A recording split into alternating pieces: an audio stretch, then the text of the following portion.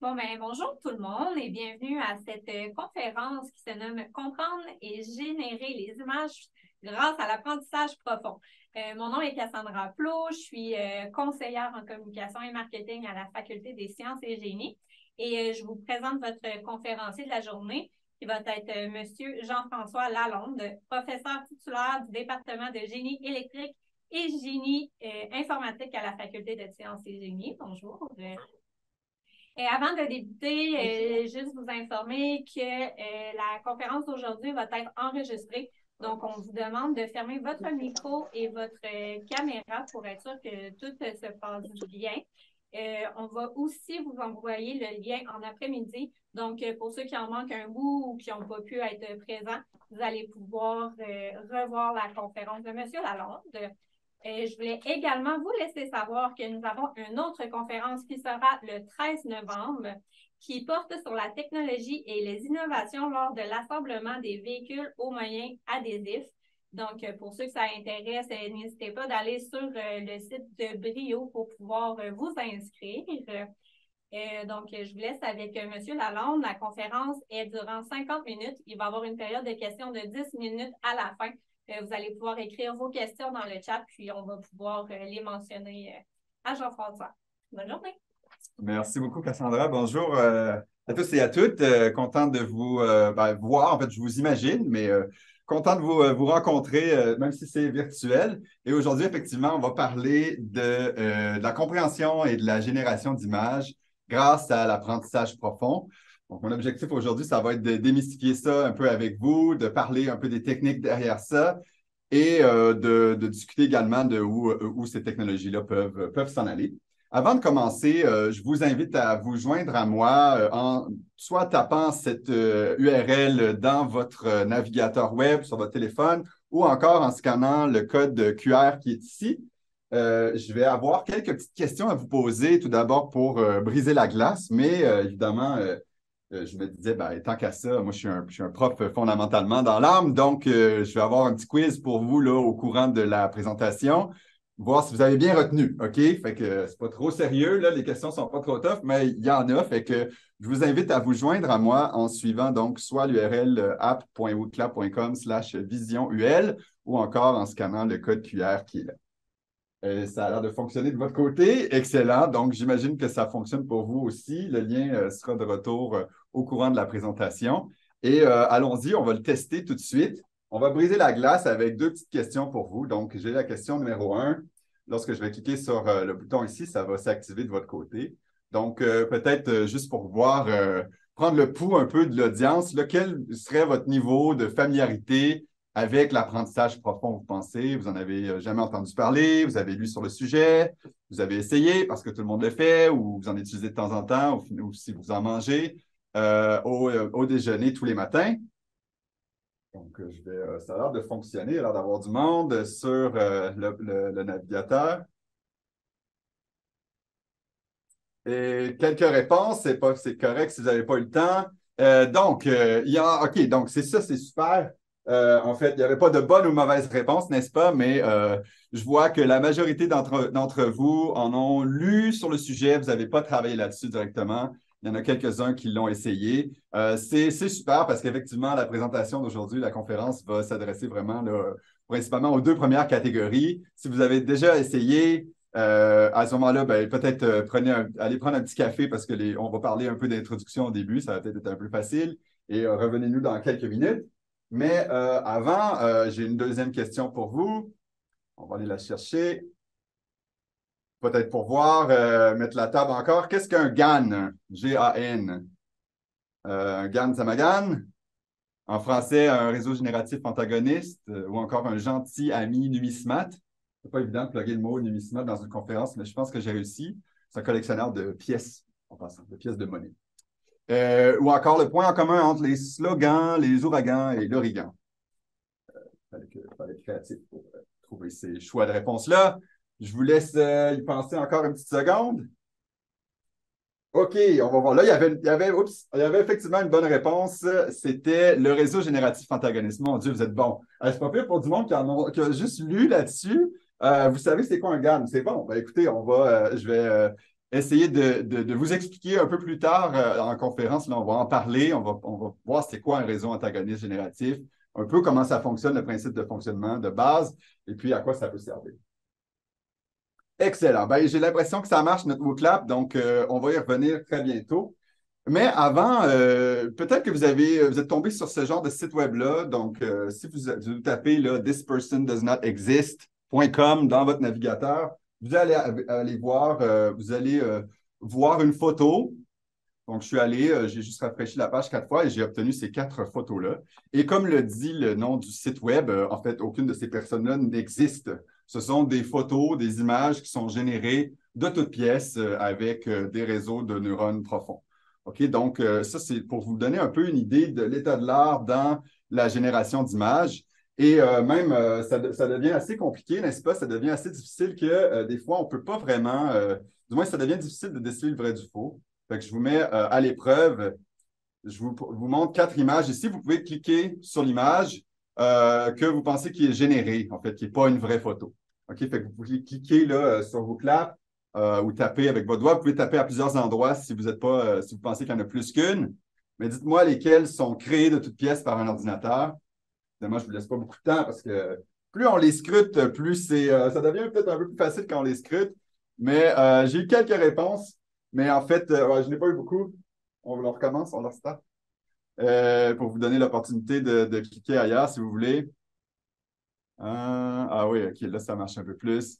C'était pas assez long. Le burger, non? Ah. OK, ben vous êtes bon, là. Ben, là, vous avez vu peut-être la bonne réponse. Mais en fait, la bonne réponse, c'est qu'ils sont toutes fake en bon français. Ce sont toutes des images créées par un ordinateur. OK, donc ça ne fonctionne pas juste sur les visages. Et maintenant, avec les modèles de type DALL-E, Midjourney, des trucs comme ça, vous avez peut-être entendu parler, on est capable de générer des images comme ça à partir d'une description textuelle qui atteignent des niveaux de réalisme sans précédent, où là, on ne génère pas juste un visage ou encore un chien, mais vraiment un homme ici dans un contexte, assis dans un café avec une tasse de café à la main, etc. C'est bon, fait que c'est un peu vers ça, donc, vers où on va se diriger aujourd'hui. Quelles sont les technologies derrière ces algorithmes-là qui nous permettent de générer des images avec un haut degré de réalisme? On n'aura pas le temps, malheureusement, de se rendre jusqu'à Midjourney ou ces modèles les plus récents, mais je voulais quand même couvrir avec vous plusieurs choses. Et le plan, donc, de la présentation va être comme suit. On va tout d'abord parler vraiment de la base, un peu l'outil, un des outils mathématiques derrière ça. Inquiétez-vous pas, ça va pas trop faire mal côté mathématique, c'est pas très théorique aujourd'hui, mais je veux quand même vous parler de ce que c'est une convolution parce que c'est une opération qui est au cœur des algorithmes qu'on utilise. Mais évidemment, on va parler aussi de réseaux de neurones, donc un peu la base là-dessus. Ensuite, on va enchaîner sur les réseaux à convolution qui vont mettre en combinaison, qui vont combiner les 2 premiers thèmes. Et finalement, on va conclure par la génération d'images. C'est bon? Fait qu'on en a quand même pas mal aujourd'hui. Donc, on se lance et on parle de convolution. Et ça, c'est un thème dont je parle dans mes cours. Vraiment, on parle vraiment de la base. Qu'est-ce que c'est qu'une image? Ben, une image comme ça, on peut être habitué d'en voir lorsqu'on prend des photos avec nos appareils numériques. Mais si je regarde de près, je me rends compte qu'en fait, j'ai une grille arrangée en 2 dimensions avec des valeurs d'intensité qui correspondent à la quantité de lumière qui a été perçue par notre capteur à cet endroit-là. Et chaque quantité de lumière est représentée par un nombre. Si le nombre est faible, il n'y en a pas beaucoup, c'est noir. Si le nombre est élevé, c'est blanc. OK? Puis toutes les valeurs dans le milieu. Donc, cette grille de nombres-là, en fait, moi, je peux le traiter comme étant une image, mais je peux également avoir ce qu'on appelle un filtre, qui est une autre petite image qui contient aussi des intensités. Et moi, ce que je veux faire, c'est que je veux effectuer une convolution du filtre avec mon image. Qu'est-ce que ça veut dire? Ça, c'est que je vais appliquer une fonction donc, qui correspond au poids du filtre ici à chaque endroit dans l'image. Ce que je vais faire, c'est que je vais prendre mon petit filtre, je vais le superposer au coin supérieur gauche de mon image et je vais effectuer une multiplication de chacun des éléments dans mon image. Je les multiplie par l'élément correspondant du filtre, puis je fais la somme. OK, c'est tout. Je fais juste calculer 1 fois 0, plus 1 fois 0, plus 1 fois 0, etc. Et ensuite, je divise par 9. Ce que je suis en train de faire ici, je suis en train, avec ce petit filtre-là, de calculer la moyenne des éléments de mon image sur la petite fenêtre orange. J'obtiens mon résultat, je le place dans mon image de résultat et ensuite, je tasse mon filtre de 1 vers la droite et je recommence.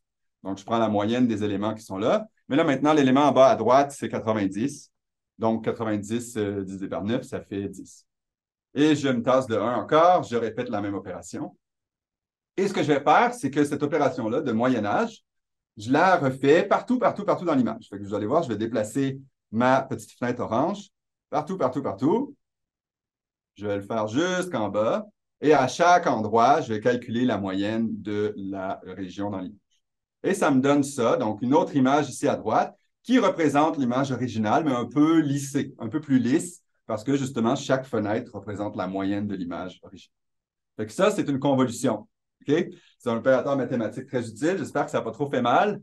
Je vous promets qu'il n'y aura pas vraiment plus de maths que ça aujourd'hui. Ben, peut-être un peu, là, si vous en voulez. Je peux vous en donner plus. Il y aura des questions à la fin aussi. C'est bon? Fait que ça, c'est la convolution. Puis ce qui est cool, c'est que ce petit filtre-là ici, les 1, 1, 1 que j'ai mis partout, mais moi, si je mets d'autres valeurs, d'autres nombres que 1, 1, 1, 1, 1, etc., ben, j'obtiens différents résultats sur mes images. Par exemple, si je prends l'image ici de la mosaïque du Pouliot et je la filtre avec un des 1 partout, ben là, j'obtiens une version un peu plus floue. Bon, c'est dur à dire, dur à voir peut-être sur Zoom, mais j'obtiens une version un peu plus floue. Je vous montre un exemple peut-être un peu plus parlant. Si je change les poids, je fais ça. Ben là, maintenant, je suis capable de détecter les arêtes, c'est-à-dire les endroits dans l'image qui varient rapidement. Et donc, les lignes noires, donc les interfaces entre le blanc et le noir à l'horizontale ici. Puis si je change l'ordre du fil, ben, je peux avoir les arêtes verticales. Donc, simplement en faisant exactement la même opération de convolution, mais en utilisant un filtre différent, j'obtiens des effets différents sur mon image. C'est bon? On est encore loin des images générées, mais ça, c'est vraiment la base. C'est important de bien comprendre qu'une convolution, dans le fond, c'est une fonction d'un pixel et de ses voisins. Vous vous rappelez la petite fenêtre orange que je dessinais tout à l'heure? Ça, c'est l'opération s'effectue seulement sur la fenêtre orange. Et le deuxième point important à retenir, j'espère que vous l'avez retenu, vrai ou faux, tournez à vos téléphones, la convolution applique une opération différente selon la valeur des pixels. Est-ce que c'est vrai ou c'est faux? Donc, est-ce que c'est vrai de dire que la convolution applique quelque chose qui est différent en fonction de la valeur du pixel? C'est pas long, hein? Vrai ou faux? Vite, vite, vite, il faut penser vite. C'est faux parce que c'est la même opération. Donc, la petite opération de moyen-âge que j'avais tout à l'heure, là, je sais que c'était dur là, parce que je passe ça rapidement, vous avez juste quelques secondes. Mais la petite opération de moyen-âge, j'appliquais le même moyen-âge partout. Toujours la même, peu importe la valeur du pixel, peu importe la position du pixel dans l'image. C'est bon? Fait que ma convolution, elle, j'applique la même opération partout sur l'image. OK. Maintenant, on sait à peu près comment ça fonctionne les convolutions. On va parler de réseau de neurones. Qu'est-ce que c'est un réseau de neurones? Ben, c'est quelque chose qui transforme des entrées en une sortie. OK? Donc, c'est quelque chose qui va prendre 3 entrées dans ce cas-ci, mettons 3 valeurs, x1, x2, x3, puis qui va produire une sortie. Bon, comment on fait pour brancher les entrées à la sortie? Comment j'exprime la sortie en fonction de l'entrée? Ben, je peux simplement dessiner des flèches et la sortie va être la somme des 3. OK? Fait que la sortie Y ici va être la somme x1 plus x2 plus x3. Juste la somme. Cependant, ben ça, c'est assez simple, n'est-ce pas? Juste d'additionner 3 choses. Je ne peux pas faire grand-chose avec ça. Fait qu'à la place de juste les additionner, je vais venir les additionner comme ça. Je vais venir ajouter un bouton, un contrôle, OK? De telle sorte que je peux donner plus ou moins d'importance à chacune des entrées. Donc, je vais dire la valeur de mon petit contrôle ici fois x1, plus la valeur d'un autre contrôle où je peux l'avoir tourné un peu vers la droite, d'en donner un peu plus d'importance à x2. Puis, peut-être un peu moins d'importance. Je vais tourner mon bouton dans l'autre sens. Je vais dire, ben, j'ai moins d'importance à x3. Puis, ça va être ça, la sortie. C'est bon? Fait que, dans le fond, je viens rajouter une autre façon de le dire, là, c'est que je viens de rajouter un poids, une importance à chacune des entrées. Mathématiquement parlant, je peux l'exprimer comme ça, où j'ai un poids, juste une valeur, que je viens multiplier l'entrée. Et ensuite, je fais la somme, donc une somme pondérée des entrées pour obtenir la sortie.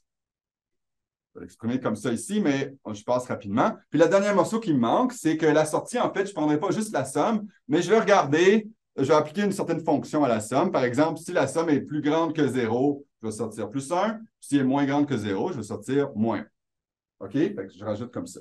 Puis d'où ça vient, cette formulation-là? Ben, premièrement, ce qu'on remarque, c'est que c'est quand même assez simple, n'est-ce pas? C'est juste une somme pondérée des entrées que je passe dans une petite fonction après. C'est très simple. Mais d'où ça vient? Ben, l'inspiration, ça ne fonctionne pas exactement comme ça, bien sûr, dans notre. En fait, ça ne fonctionne pas comme ça dans notre cerveau, mais l'inspiration, c'est un peu le neurone biologique qui ressemble un peu à ça, qui, lui, a un corps cellulaire au centre. Il y a des dendrites qui sont branchés à d'autres neurones. Fait que les dendrites, elles reçoivent l'information. Donc, les signaux proviennent d'autres neurones, ce sont les entrées. Au centre, dans le noyau ou dans le corps du neurone, il y a une certaine accumulation de potentiel électrique. Ça, c'est un peu semblable à la somme pondérée. Et finalement, ben, si j'ai suffisamment de potentiel électrique, j'ai une décharge dans l'axone qui transmet le signal aux autres neurones dans le cerveau. Okay? Fait que j'ai une activation, une espèce de fonction qui dit est-ce que j'ai assez d'informations? Si oui, je la transfère, sinon, j'arrête là. Okay? Fait que c'est un peu ça le parallèle à faire avec ça. Et puis, en fait, quand on a inventé cette technologie-là dans les années 50, tout le monde était bien énervé. Fait que ça, c'était un article du New York Times en 1958. Je n'ai pas besoin de le lire au complet, mais je vous identifie certains endroits qui sont quand même un peu intéressants. Dans ce cas-ci, ça dit He said the machine would be the first device to think as the human brain. Donc, on dit cette machine-là sera la première machine, donc, à penser comme l'être humain. Ça, c'est en 1958. C'était quand même assez optimiste. On était parti pour la gloire et on se disait aussi Fired to the planets as mechanical space explorer. On va être en mesure d'envoyer ça sur les autres planètes comme des explorateurs de l'espace mécanique. Bref, les visions étaient quand même très ambitieuses. À ce moment-là, on était bien excités de cette technologie-là. Et bon, il y a quand même eu plusieurs bâtons dans les roues depuis ce temps-là, de sorte que pendant plusieurs années, là, on en a plus ou moins entendu parler. Il y a vraiment eu une ressurgence de cette techno-là, il y a à peu près une dizaine d'années. Mais revenons à notre petit réseau de neurones. Là, ça c'est bien beau là, de dire, OK, ben, j'ai un réseau de neurones qui prédit une sortie en fonction d'une entrée. Mais comment je fais pour savoir les bons poids, là, les fameux W? Comment je sais pour savoir pour un problème en particulier, quelle devrait être la valeur de mes 3 poids ici? OK, est-ce que l'entrée 1 est plus importante que la 2, la 3? Ben, je ne sais pas trop. Donc, prenons l'exemple concret dans la vie de tous les jours, ce qui est l'évaluation des étudiants dans un cours. Je ne sais pas pourquoi j'ai choisi cet exemple-là. Puis, je ne sais pas pourquoi non plus, mais dans un cours, quand je mentionne cet exemple-là, le niveau de stress des étudiants monte. C'est-à-dire, je veux prédire leur note finale à partir des 3 premiers devoirs. OK? Donc, peut-être qu'il y a 6 évaluations dans la session, il y a 6 devoirs, puis il y a 2 examens. Moi, j'aimerais ça savoir si, à partir des 3 premiers devoirs, je peux prédire si l'étudiant passe le cours ou échoue le cours. OK? Donc, on pourrait formuler ça de cette façon-là. Fait que je vais avoir les 3 premières notes, ce sont mes entrées, j'ai des poids, et la sortie, ça va être 1 si l'étudiant passe et moins 1 si l'étudiant échoue. Ben pour entraîner, pour trouver les valeurs de W1, W2, W3, etc., j'ai besoin de données. J'ai besoin d'exemples, des données qu'on va dire étiquetées, c'est-à-dire où je connais les entrées, je connais les résultats des 3 premiers devoirs, et je connais également si, le résultat final en fin de session. Peut-être que je me base sur des données historiques, par exemple, pour établir ça. OK, fait que j'aurais peut-être une table de résultats avec des exemples là, de notes au devoir, puis des résultats en fin de session. Parfait. Fait que ce que je vais faire, c'est que je vais prendre un exemple, je vais venir brancher ça dans mon réseau et je vais dire, OK, ben, initialement, les poids sont aléatoires. Je prends n'importe quelle valeur entre moins 1 et 1, peu importe. Et j'obtiens ces poids-là, peu importe son quoi. Et ce que je vais faire, c'est que je vais prendre les valeurs en entrée, je vais les multiplier par les poids, je vais faire la somme et je vais regarder la sortie. Peut-être que, par chance, j'obtiens une sortie de moins 1. Ah, je compare la sortie obtenue avec la sortie désirée. Et je me rends compte que ben, les deux sont pareils, fait que j'ai une erreur qui est faible. Je suis content, mon réseau a déjà prédit dès le début la bonne chose. Évidemment, il va faire des erreurs des fois, notre réseau au début, à moins qu'on soit extrêmement chanceux, on ait piégé au hasard les bons poids. Ça n'arrive jamais en pratique. En pratique, il va faire des erreurs. Par exemple, je prends le deuxième élève de l'année passée, j'obtiens maintenant une sortie de plus 1. Je compare avec la sortie désirée, j'obtiens une certaine erreur. Et là, ce que je vais faire, c'est que je vais prendre cette erreur-là et ajuster les poids. Donc, on va parler on va revenir en arrière dans notre réseau. On va parler de rétropropagation. Je ne vais pas plus loin que ça. Je reviens dans mon réseau et j'ajuste la valeur des poids pour faire en sorte que la prochaine fois que je passe en entrée 50, 40, 65, j'obtienne -1 au lieu de +1. Okay, j'essaie de minimiser, de diminuer mon erreur. La façon qu'on le fait, c'est avec ça, mais je passe au travers. Mais rapidement, pour ceux qui comprennent un peu plus, qui voient un peu plus le langage, ici, j'ai ma sortie prédite moins ma sortie désirée. J'ai la différence entre les deux. Et puis, je vais mettre à jour les poids en rajoutant un facteur fois ça. Bref. Bon, fait que là, ça va pour un réseau de neurones peut-être assez simple où j'avais 3 entrées, une seule sortie. Mais qu'est-ce qui arrive? Je suis quand même assez limité avec ce que je peux faire avec ça. Donc, si je veux apprendre des fonctions plus complexes, ce que je peux faire, c'est que plutôt que d'avoir, dans ce cas-ci, j'ai 7 entrées, une sortie, je peux brancher chacune de ces. Je peux rajouter en fait plusieurs éléments ici, donc plusieurs neurones, où chacun des neurones est branché sur les éléments de la couche précédente. OK? Donc, plutôt que maintenant d'avoir 7 poids pour ce neurone-là, j'ai 7 poids fois le nombre de neurones ici, 7 fois 5. Dans ce cas-ci, j'aurais 35 poids à apprendre. Mais là, ici, j'ai 5 morceaux, fait que je peux encore les brancher, ceux-là, sur un neurone en sortie pour obtenir mon +1 ou -1, par exemple. Et tous les neurones qui sont branchés ici dans le milieu, on va appeler ça une couche cachée, c'est-à-dire une couche qui n'est ni l'entrée ni la sortie. Elle est dans le milieu et elle sert à faire des calculs internes avant de nous sortir la sortie prédite. Et ça, ça nous permet de changer, dans le fond, on peut changer le nombre de neurones là-dedans, puis ça nous permet de prédire des fonctions plus ou moins complexes. Fait que si on regarde un exemple à 2 dimensions, par exemple, où j'ai des petits ronds verts et des petits ronds rouges que je veux délimiter, je vais apprendre un réseau de neurones qui va me dire, le petit point, le morceau de l'espace est-tu rouge ou vert? Si j'ai 3 neurones sur la couche cachée, par exemple, je peux obtenir quelque chose comme ça. Si j'augmente, avec 6 neurones, vous voyez, on peut commencer à découper des formes un peu plus précises. Puis si je monte encore plus, avec 20 neurones, je peux vraiment comme aller découper chacun des éléments de mon jeu d'entraînement dans ce cas-ci. OK? Fait que le nombre de neurones a un impact sur la capacité de modélisation de notre réseau, puis à quel point est-ce que je peux avoir des couches complexes. Mais évidemment, si je veux aller encore plus complexe, je n'ai pas à m'arrêter à une seule couche cachée. Je peux en avoir 2, je peux en avoir 3, je peux en avoir plus. Et quand on parle de réseau de neurones profonds dans la littérature ou dans les médias ou autres, si vous entendez ce que ça veut dire, le terme profond, ça veut juste dire, techniquement, bon, il n'y a pas vraiment de définition officielle, mais généralement, où est-ce qu'on va à plus que 2 couches cachées, on commence à parler de réseau profond. OK? Donc maintenant, on a des réseaux à des centaines de couches cachées ici, dans certaines applications. Ça peut être extrêmement, extrêmement gros. Mais il y a du moins la science ou la technologie sont restées prises au cas où il y en avait une ou deux pendant plusieurs années là, parce qu'il y avait des difficultés techniques à bien entraîner des réseaux plus profonds qui ont été résolus depuis. OK, mais ce qui est important de retenir dans ce morceau-là, c'est vraiment le fait qu'un réseau de neurones, dans le fond, qu'est-ce que c'est? C'est une structure hiérarchique parce que je les mets en couches comme ça, mais qui est composée fondamentalement d'unités de calcul qui sont simples. OK, c'est vraiment chacune de ces petites boules-là que j'ai dessinées.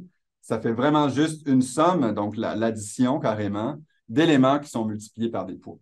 C'est vraiment, vraiment juste ça. À ça, je rajoute une petite fonction, là, le +1, -1 tout à l'heure. Il y en a d'autres aussi là, qui sont possibles, une petite fonction non linéaire, mais c'est tout.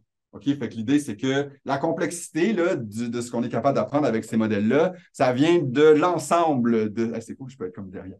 Ça vient de l'ensemble de ce modèle-là et non pas de chaque élément individuel. C'est bon? C'est de là que ça vient la complexité. OK. Donc, à retenir, vous êtes prêts pour le petit quiz? Donc, un réseau de neurones, ça, comme je viens de dire, c'est une structure hiérarchique composée d'unités de calcul simples. Maintenant, petit quiz pour vous. J'ai une question. Et cette question, je vous ai mis un peu plus de temps. J'ai parlé de la fonction de perte. Oh, je n'ai pas parlé, désolé. Je pense que je ne vais peut-être pas le faire, mais on peut. On va en parler tout à l'heure plus en détail. OK? Fait que désolé, je ne suis peut-être pas à la bonne. Peut-être aller un peu vite sur ce morceau. On va y revenir promis. La fonction de perte, c'est-à-dire l'erreur, elle va déterminer comment modifier les poids pour atteindre l'objectif. On y revient tantôt. Fait que, une question gratuite. Vous allez tous passer le cours à la fin, fait que le réseau de neurones va prédire plus 1 pour chacun et chacune d'entre vous. Vous êtes bon. OK, c'est comme ça qu'on sort d'un cul-de-sac. Ça, c'est un petit joke, comme ça pour être sûr que personne ne s'en rend. Parfait. Maintenant que vous n'en êtes pas rendu compte, on va parler maintenant de réseau à convolution. Qu'est-ce que c'est ça? C'est qu'on va mettre on va mettre en combinaison, on va combiner donc le concept des réseaux de neurones avec les convolutions. Et pour ça, ben, je vais revenir au concept d'image. OK? Vous vous rappelez d'image? Oh, ici, mon petit. Oui, le bleu foncé, il paraît plus ou moins.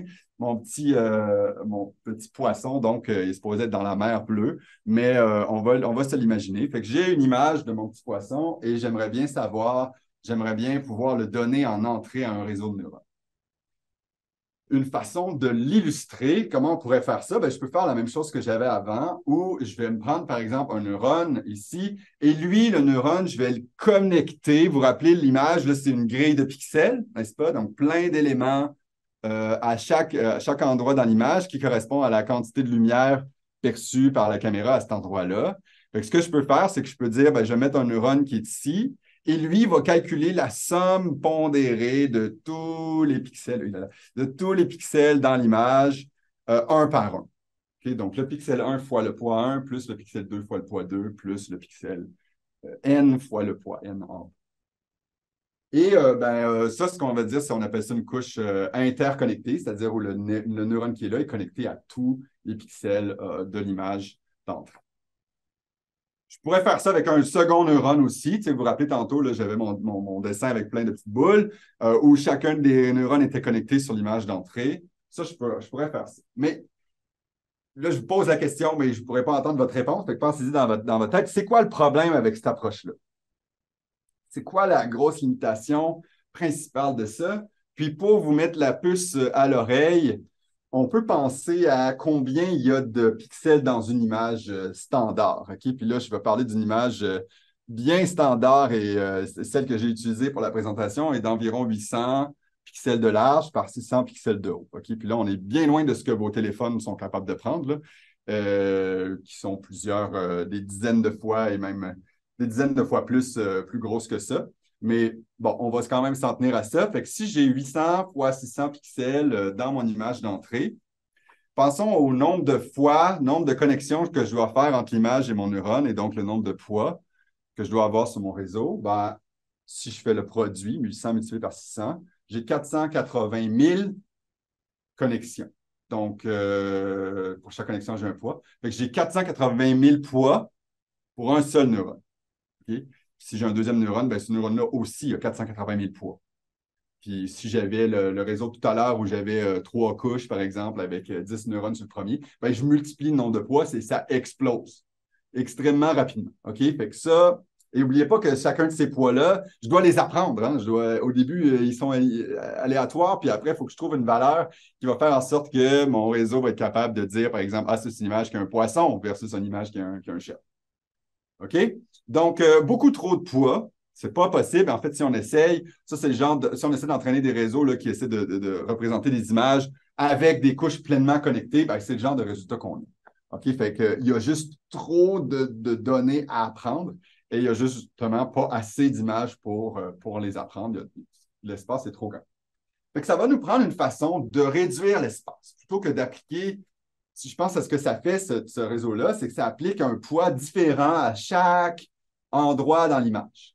Fait qu'au lieu d'appliquer un poids différent, je pourrais essayer, à la place, d'appliquer la même opération aux différents endroits dans l'image. Et quand on parle de même opération, à quoi ça nous fait penser? Ça, maintenant qu'on est des experts, ça nous fait penser aux convolutions qu'on a parlé tout à l'heure.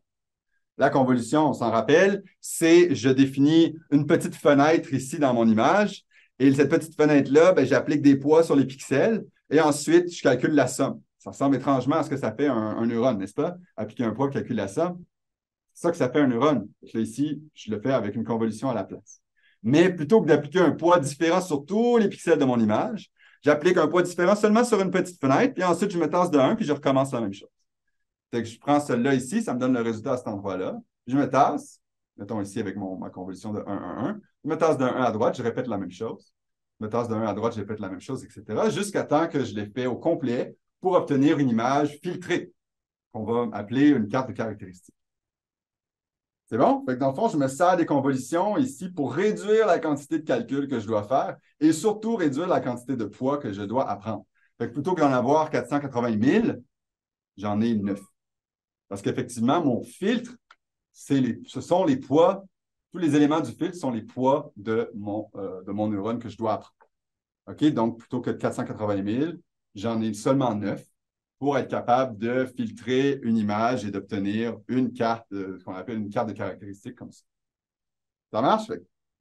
C'est là qu'on commence à mettre les idées ensemble pour voir comment est-ce qu'on peut utiliser la technologie des réseaux de neurones pour traiter des images qui ont beaucoup, beaucoup d'informations. Et là, évidemment, je le fais une fois pour obtenir une carte de caractéristiques. Je peux le refaire avec un autre poids, un autre filtre, un autre petit morceau 3 par 3 qui aurait d'autres poids. Et quand je le convolue, lui, avec cette image-là, j'obtiens une deuxième carte de caractéristiques, une deuxième image filtrée comme ça.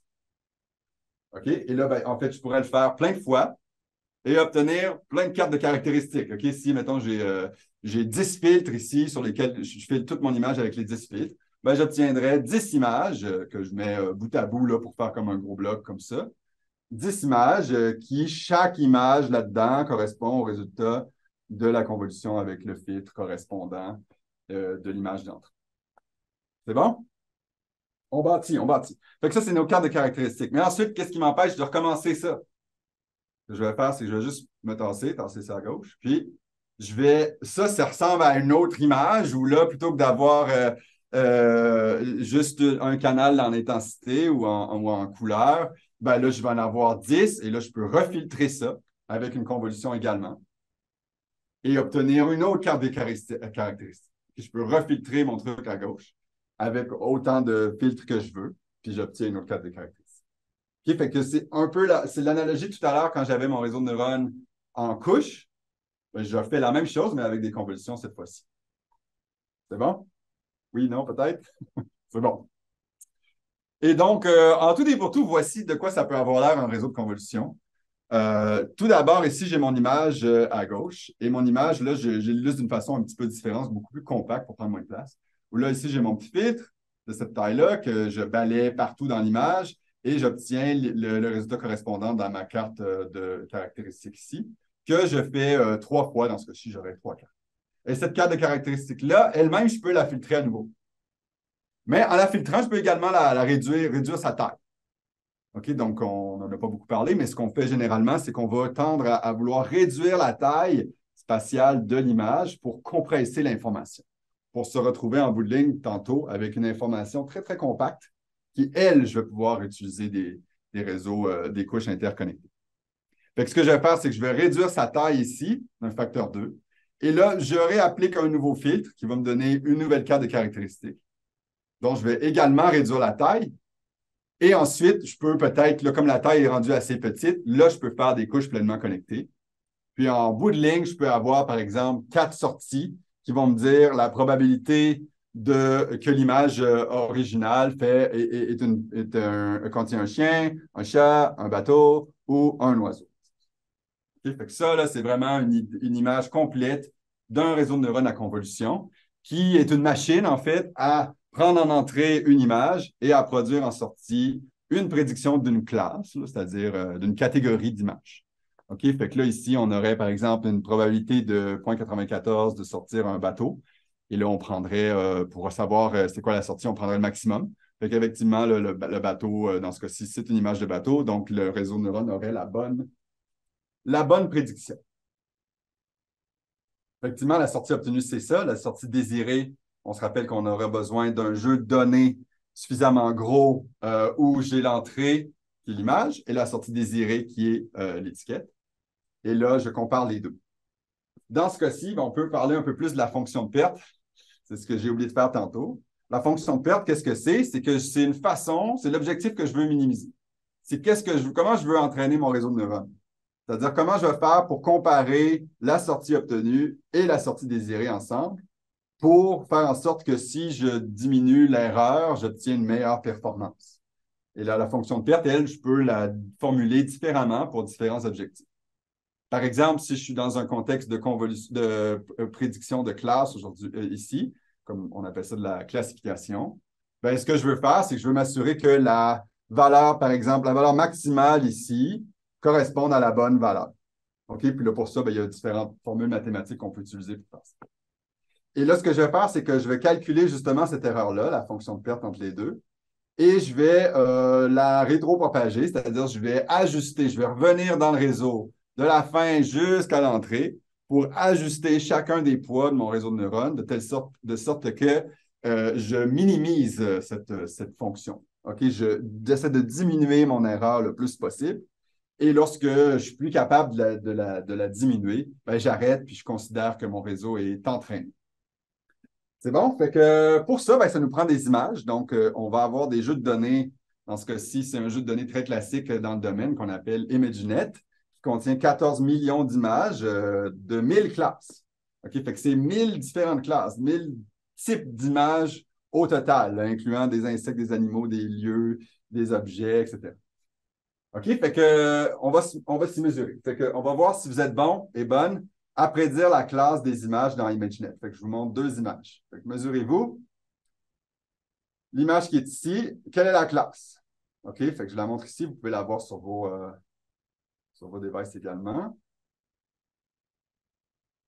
Pensez, vous avez 5 choix. Là, vous n'avez pas 1000 choix. Le réseau de neurones, lui, il a 1000 choix. Je vous donne un petit coup de main. 5 choix, c'est pas, je vous donne plus de temps. Oups. On peut-tu recommencer? Ouais, OK. Un autre petit. Je vois qu'il y a des votes, mais il n'y a pas tout le monde qui a eu le temps de voter. Désolé, je suis mal calibré en termes de temps. C'est plus facile quand tu connais les questions à l'avance. OK. On va voir si vous êtes capable. Là, il y a effectivement une bonne réponse. La bonne réponse, c'est l'étiquette du jeu de données. Et c'est un léopard. Yes! Ah, vous êtes bon. Plusieurs personnes qui ont dit gros chat, c'est vrai, là, j'ai quand même un peu triché, là, parce que je ne sais pas si gros chat, c'était une classe d'Imaginette. Mais si vous avez dit gros chat, je vais vous la donner aussi. OK? Fait que vous êtes rendu à 40, 67 d'entre vous l'avez eu. C'est bon. C'est bon, c'est bon, c'est bon. On en fait une autre, OK? Donc, encore une fois, elle a un petit piège, je vous préviens. Quelle est la classe de cette image? Chien, dalmatien, cerise, raisin, fruits. Vous pouvez la zoomer sur votre device aussi, votre appareil également. Si vous avez plus de difficultés, là, ça va plus vite. Ouais, vous êtes déjà sur vos téléphones, hein? Tantôt, je vous avais pris par surprise.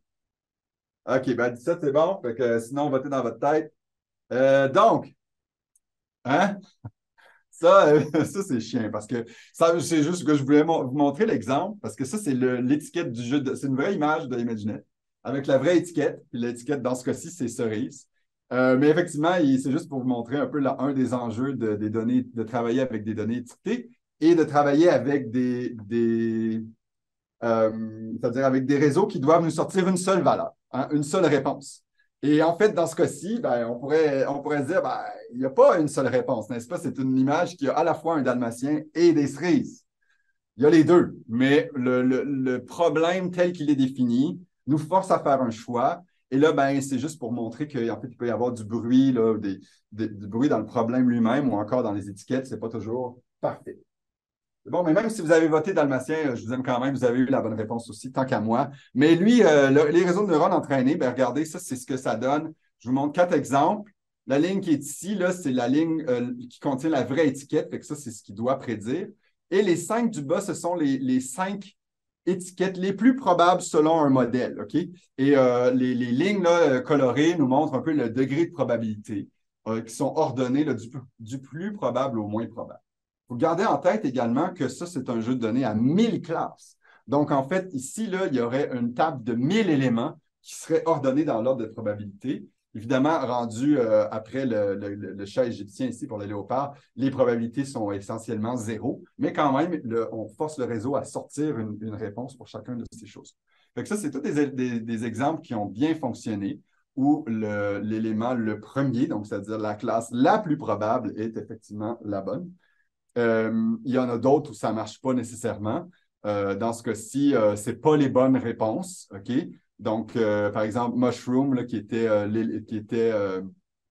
l'étiquette. Mais dans ce cas-ci, le réseau a prédit agaric, je ne sais pas comment le prononcer, mais qui est une sorte une sorte de champignon qui est probablement en fait plus précise que l'étiquette elle-même. Et pareil, on a l'élément là, on a la photo du chien, donc vous avez fait essentiellement la même erreur, entre guillemets, que le réseau. Mais je pense pas qu'on ne pouvait pas vous en vouloir et on ne peut pas en vouloir au réseau non plus d'avoir fait cette erreur.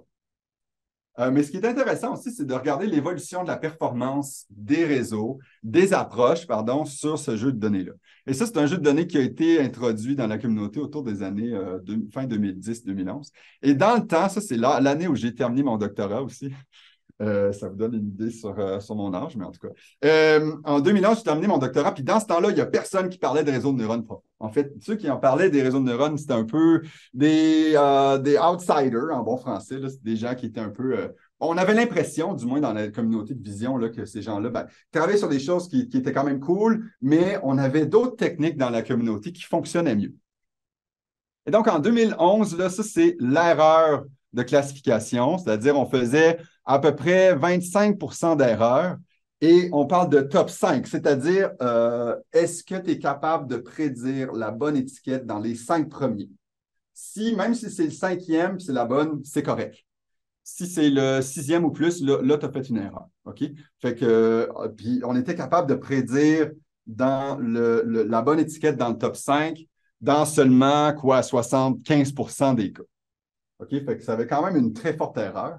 Et là, en 2012, l'équipe de Jeff Hinton et Alex Krzyzewski, etc., à l'Université de Toronto, sont arrivés avec le premier réseau de neurones profonds qui s'attaquait à ce problème de classification-là et a obtenu une erreur d'environ 16 à 17 qui fait qu'ils ont à peu près divisé l'erreur par deux. Et là, tout d'un coup, toute la communauté en vision, on regardait ça, on se sont dit, wow, attends, là, il faut faut qu'on fasse attention à ces choses-là.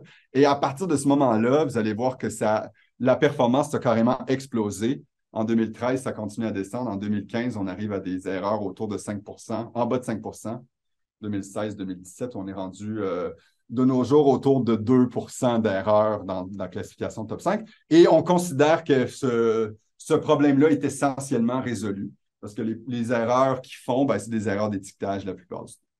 Et on peut se poser la question, nous, là, en tant qu'humains, comme je vous ai demandé tout à l'heure, vous étiez quand même pas mal bon.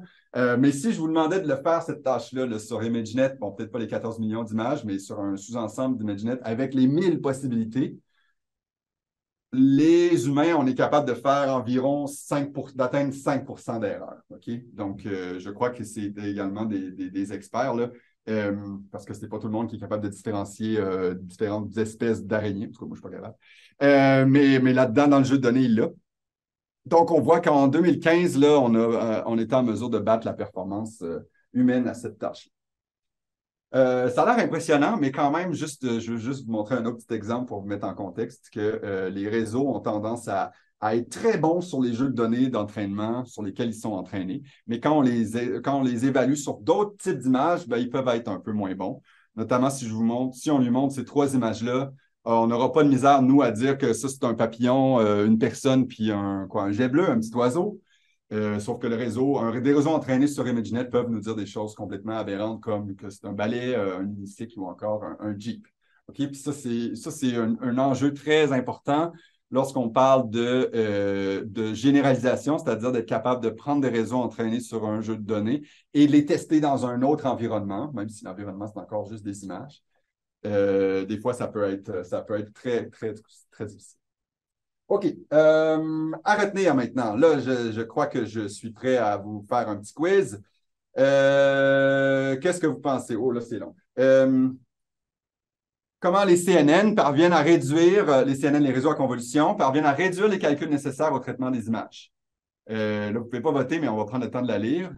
En appliquant leurs calculs seulement sur une petite partie de l'image, en exploitant la convolution qui effectue la même opération sur tous les pixels, en ne traitant qu'un pixel sur deux, où on divise le nombre de poids par deux, ou encore, je vais me chercher un petit café en y pensant. Fait que je vous laisse choisir l'option de votre choix. Je pense que ça marche mieux quand je fais pause. Hein? Voilà, fait qu'on va voir si vous vous en rappelez. Il y a effectivement une bonne réponse. Il y a 2 bonnes réponses. Le café, c'est toujours une bonne réponse.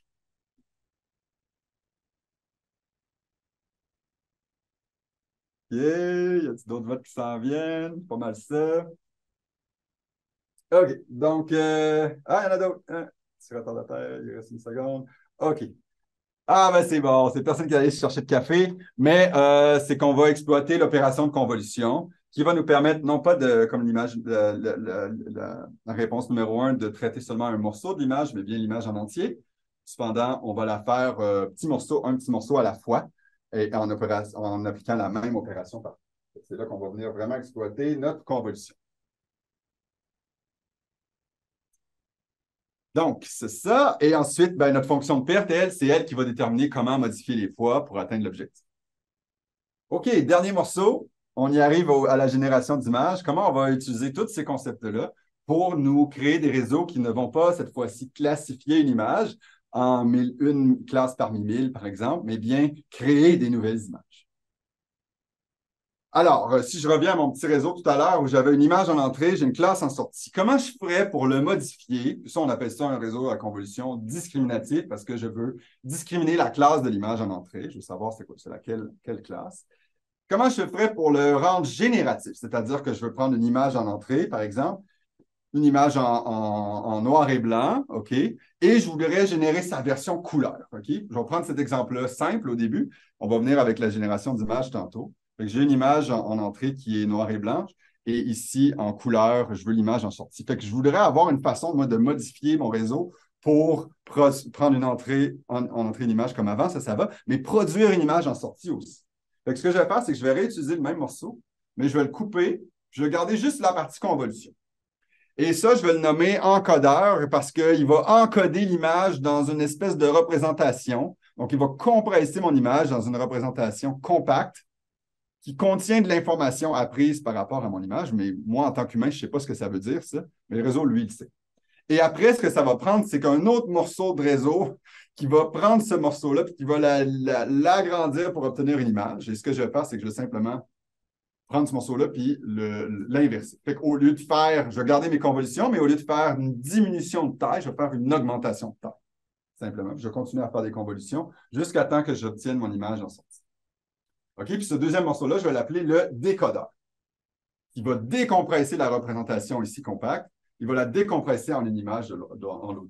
OK? Fait que ça, c'est un concept très important dans notre domaine, vraiment d'encodeur-décodeur, où je vais venir compresser l'information en entrée dans un petit code ici, et je vais décoder mon code en image en sortie. Okay? C'est exactement la même chose qui se passe actuellement, où là, j'ai la vidéo qui est sur Zoom. Pour vous l'envoyer, la vidéo sur Zoom, pour que vous puissiez la voir de votre côté. Elle est encodée, elle est compressée, donc, et c'est le code compressé qui est envoyé sur le réseau et décompressé de l'autre côté, OK, pour que vous puissiez la voir de la même façon que moi, je me vois ici à l'écran. Ça marche c'est le même principe d'encodeur-décodeur. Mais ici, on utilise des réseaux de neurones plutôt que des algorithmes de compression.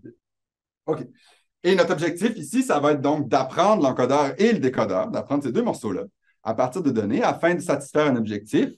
Dans ce cas-ci, ça va être de colorer l'image. Là, le point, c'est l'objectif. Comment je vais faire pour dire que mon image en entrée, là, c'est celle-là qui est en noir et blanc, puis je veux avoir cette image-là en sortie. Je veux avoir la couleur jaune sur la tête de l'oiseau, orangée sur le dos, etc. Et si j'utilise, moi, des fonctions de perte normales, entre guillemets, où je vais comparer, par exemple, un pixel à la fois, je vais comparer le pixel de l'œil avec le pixel de l'œil, y a-t-il la même couleur? Le pixel de la tête avec le pixel de la tête, y a-t-il la même couleur? Mathématiquement, je peux l'écrire comme ça, mais ce n'est pas important, c'est juste la différence de chaque pixel. Ben, si j'entraîne là-dessus, j'obtiens ce résultat-là au centre, qui est un espèce d'oiseau gris. Pas tellement intéressant. Puis pourquoi j'obtiens ça? Parce que si on y pense, l'oiseau qui est là, il pourrait être aussi bleu. Il pourrait être bleu pétant. Ce serait un bel oiseau réaliste. Il pourrait être potentiellement rouge. Il pourrait être vert. Mais je ne sais pas exactement lequel de cette gang-là. Puis le réseau, comme il ne sait pas, puis il y a une fonction comme ça, ben, en gros, il va prédire une espèce de moyenne sur tous les oiseaux qu'il a vus. Il va reconnaître que ça, c'est un oiseau. OK, il faut que je le transforme en un oiseau, mais je ne sais pas quelle couleur choisir. Fait qu'en gros, je vais donner la moyenne. Mais la moyenne de différentes couleurs, c'est quoi? C'est gris. C'est pour ça qu'on voit ça au milieu. Fait que c'est quoi vraiment l'objectif que je voudrais avoir, moi, quand je génère des images? Je voudrais faire en sorte que, ça ne me dérange pas qu'il soit bleu, rouge ou jaune, mais je veux juste qu'il ait l'air d'un vrai oiseau. J'aimerais ça qu'il ait l'air réaliste. Ça, écrire une image que soit réaliste sous forme de maths, c'est très compliqué. C'est pas vraiment faisable. En fait, il n'y a personne qui sait comment faire. Fait à la place, on va essayer d'apprendre la fonction de perte. OK, on va essayer de dire, je ne sais pas ça va être quoi, je ne suis pas capable de l'écrire mathématiquement, mais ce que je vais faire, c'est que je vais essayer d'apprendre en utilisant un réseau de neurones. Puis ce réseau de neurones-là va dire, étant donné une image, est-ce qu'elle est réelle ou est-ce qu'elle n'est pas réelle? Est-ce qu'elle a l'air réaliste ou non? En gros. OK, puis ça, c'est l'idée générale des réseaux adversariels antagonistes qu'on parlait tout à l'heure, des GAN. C'est de dire, je vais avoir deux morceaux, deux réseaux de neurones qui s'entraînent un avec l'autre. Je vais avoir un générateur qui, lui, me génère une image, qui prend par exemple une image en noir et blanc puis qui me donne une image couleur. Et après, je vais avoir, lui, je vais l'appeler le générateur. Lui, sa job, c'est de produire des pixels. Le deuxième réseau, dans un peu, c'est le discriminateur qui, lui, prend en entrée l'image générée et qui prédit est-ce qu'elle est réelle ou pas. Et là, ce qui est cool, c'est que comment on fait pour entraîner ces deux choses-là ensemble? Bien, on les entraîne de pair, mais en compétition l'un avec l'autre. C'est un peu la game de police-voleur. Okay? Fait que mon générateur, lui, il essaie de générer des images pour tromper mon discriminateur. Il essaie de faire des choses qui ont l'air le plus réalistes possible pour dire ah, des discriminateurs, tu ne seras pas capable de me pogner. Et le discriminateur, lui, ben, c'est la police qui essaie de courir après. Il dit non, non, je suis capable d'identifier tes images et il faut que tu fasses mieux la prochaine fois. Okay? Puis ces deux-là, ben, ils se courent après et ils s'entraident, en fait, ils vont un peu un contre l'autre. Et au fur et à mesure que les deux deviennent meilleurs, ben, à la fin, je me débarrasse de mon discriminateur et j'espère que mon générateur a fait le travail. Fait que si je. Oups, oui, encore la petite animation. Allez-vous-en. Si je regarde de quoi ça a l'air, ben, j'ai des images qui sont en gris comme ça ici, et je peux les convertir en couleurs pour obtenir ce genre de choses-là. Fait que vous voyez ici que mon oiseau, ben, c'est quoi, une perdrix au milieu? Ben là, elle a des couleurs tout à fait réalistes et plus grises, là, où j'ai un papillon ici là, qui est des jaunes très pétants avec l'arrière-plan vert, etc. Fait qu'on on est capable de générer des belles couleurs comme ça. Mais en fait, on n'a pas à se limiter à la génération de couleurs. On peut appliquer ça à toutes sortes d'autres problèmes. Par exemple, je peux dire, au lieu de faire image niveau gris à image couleur, je pourrais aller sur Google Maps et dire image de carte simplifiée ou schématique, mettons, à image de carte réelle. Je peux entraîner ça. À quoi ça sert? Ben, ça peut, je ne sais pas trop, parce que souvent on a les images satellites, mais on pourrait penser à des applications. Je pourrais dire, OK, ben, je veux jour vers nuit. À partir d'une image de jour, prédis-moi l'image de nuit en utilisant des webcams. Je pourrais dire dessin, donc arrête dans une image, à image couleur. OK? Fait que je peux entraîner un réseau de neurones qui dit, ben, prédis-moi la couleur de mon dessin. En utilisant le même réseau, la même chose, mais en utilisant des données d'entraînement différentes. Puis évidemment, ben, quand Internet s'est mis les mains là-dessus, ben, il y en a qui sont amusés avec des images de chats. Sauf que là, évidemment, comme je suis capable de traduire un dessin de chat en chat, je peux traduire un dessin de n'importe quoi en chat. Ou encore Edges to Cats. Hein? Ils sont cute, hein, quand même. Ils sont adorables. Ce qui est quand même cool, c'est que le réseau, il met des têtes de chat un peu partout dans ces formes-là. C'est juste des cubes, des formes géométriques. Puis le réseau, apprend à faire ça. Rapidement, pour conclure, revenir à notre exemple de tout à l'heure, comment est-ce qu'on fait pour, là, c'est pas d'image à image, où là, je passe d'une image d'arête à image de chat. Là, comment je fais pour juste générer des visages comme ça? Je vais vous en parler très rapidement. L'idée, c'est que plutôt que d'avoir mon générateur qui prend en entrée une image et produit une image en sortie, ben, en fait, je fais juste couper la partie à gauche ici, puis je pars d'un vecteur aléatoire. Okay? Fait que j'entraîne un réseau à prédire à partir de trucs aléatoires. Je prédis un visage, et là, mon visage, je le passe également à mon discriminateur pour dire est-ce que c'est vrai ou faux, et combiné avec des grandes quantités de données d'entraînement, je parviens à entraîner des réseaux là, qui génèrent les résultats comme je vous ai montré précédemment. C'est bon, donc pour conclure, quelques petits points à retenir, il n'y a pas de quiz. Donc, un réseau de neurones, c'est une structure hiérarchique qui est composée d'unités de calcul simples. Encore là, au cœur de ça, ce sont juste des additions et des multiplications.